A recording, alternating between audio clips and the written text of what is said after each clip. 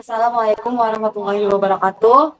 Kami dari kelompok 1 yang akan mempresentasi analisis perubahan kondisi pisangka pendis selama 5 hari menggunakan ekspresi fitur GLCM dan LBP yang diampu oleh Bapak Dr. Eng Mansur AS pada mata kuliah pengenalan pola.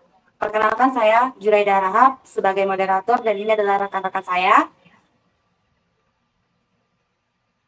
Adepta Jibran Muzaki, Azura Kalisa Storus, Brian Ahmad Pareji, Fikri Abdi Azaki, dan saya sendiri Juraida Rahab.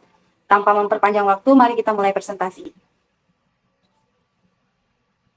Latar belakang dalam proyek kami adalah pisang pendis merupakan buah yang mengalami perubahan tekstur seiring waktu setelah dipanen. Pemantauan kematangan secara visual seringkali subjektif sehingga dibutuhkan metode analisis citra. Dua metode yang umum digunakan adalah GLCM dan LBP, yang masing-masing mengekstraksi ciri tekstur dari gambar. Penelitian ini membandingkan kedua metode tersebut dalam menganalisis tekstur pisang pendis selama 5 hari guna menentukan metode yang lebih efektif dan mendeteksi perubahan kematangan.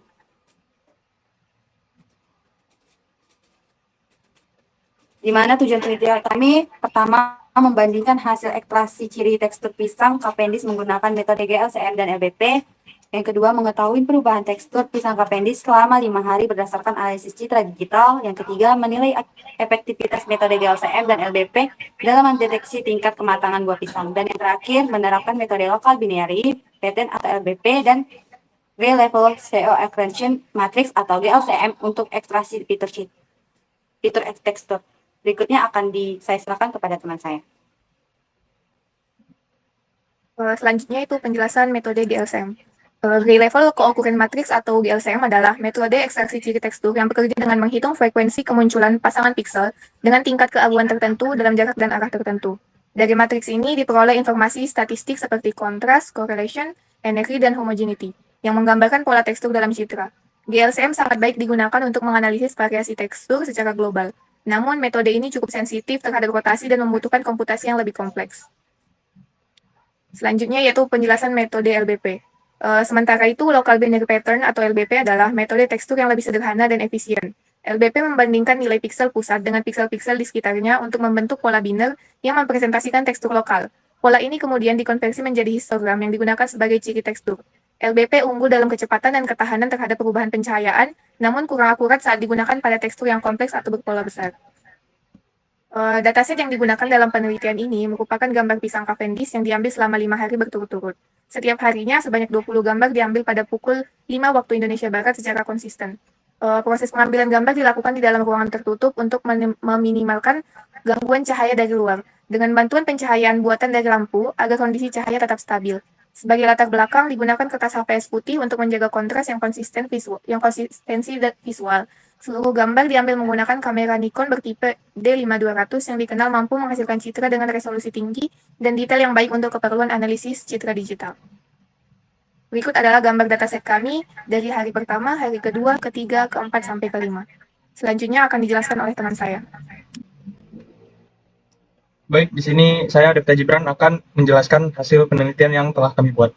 Di grafik sebelah kanan itu merupakan hasil dari LBP yang telah direduksi menggunakan PCA. Terlihat bahwa di hari pertama nilai PC1 cukup tinggi, ini menandakan tekstur kulit masih kasar dan belum banyak perubahan.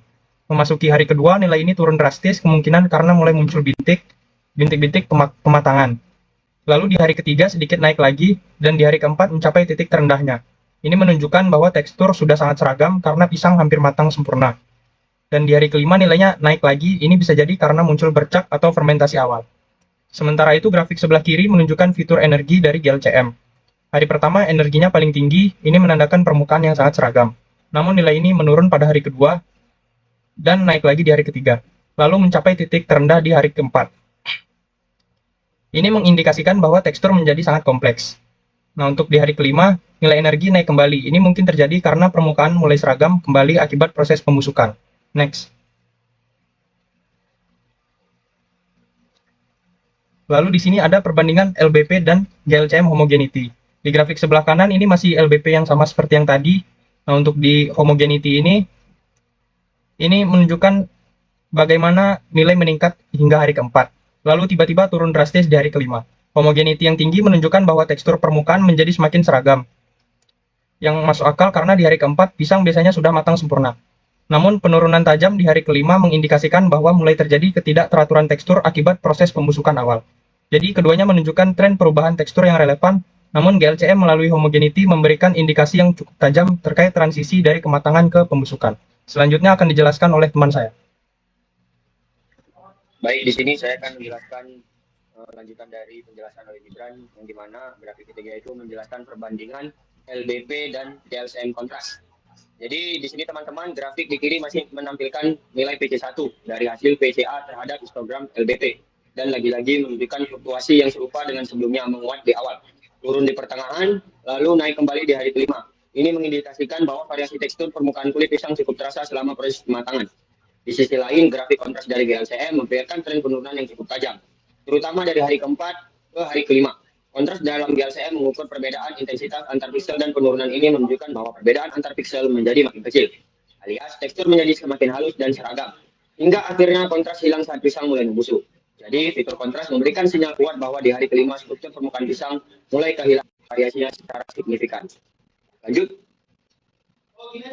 Nah, jadi di grafik keempat ini teman-teman menjelaskan tentang perbandingan LBP dan GLCM correlation.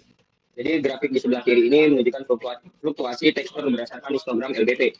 Sementara itu grafik di kanan menampilkan tren correlation yang awalnya tinggi di hari pertama, menurun drastis di hari kedua, lalu kembali naik dan stabil di hari ketiga dan keempat, sebelum sedikit menurun lagi di hari kelima. Nilai correlation dalam GLCM mencerminkan seberapa kuat hubungan antara piksel dalam tekstur gambar. Penurunan yang tajam di hari kedua dapat menunjukkan adanya gangguan atau perubahan tajam pada tekstur kulit pisang. Sementara peningkatan setelahnya bisa menandakan fase pematangan yang belum stabil. Namun penurunan kembali dari kelima mengisyaratkan bahwa korelasi antara piksel kembali melemah. Mungkin akibat jaringan kulit yang mulai rusak atau membusuk. Secara keseluruhan, fitur ini cukup peka terhadap dinamika perubahan struktur internal tekstur selama proses pematangan.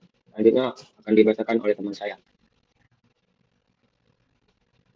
Nah, selanjutnya kita ke perbandingan LBP dan GLCM dissimilarity.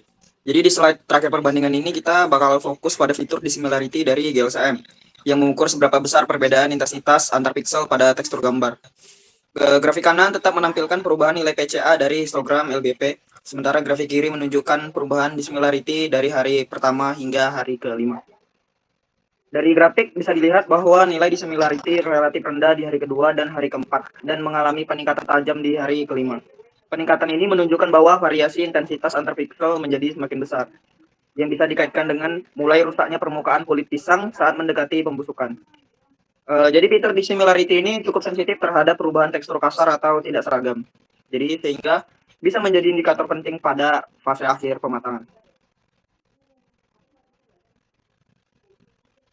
Nah, kesimpulan penelitian kami ini, jadi berdasarkan hasil analisis dan visualisasi grafik yang telah ditampilkan, dapat disimpulkan bahwa baik fitur LBP maupun GLCM mampu menangkap perubahan tekstur pada pisang selama proses pematangan fitur.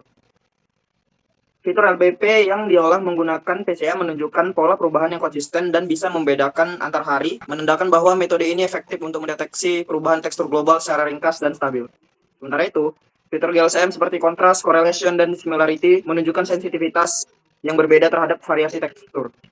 Kontras mampu menggambarkan perubahan drastis di hari-hari tertentu. Correlation cukup fluktuatif namun informatif, dan dissimilarity menonjol di hari kelima yang menunjukkan potensi mendeteksi tekstur kasar akibat pembusukan. Jadi dengan demikian, metode LBP cenderung lebih stabil dan efisien dalam mendeteksi pola kematangan secara keseluruhan.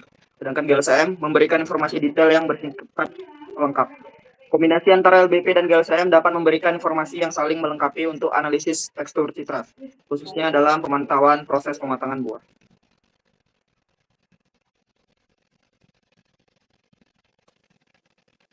Demikian presentasi dari kelompok kami. Terima kasih atas perhatian dan waktu yang telah diluangkan. Kurang dan lebih kami minta maaf. Wassalamualaikum warahmatullahi wabarakatuh.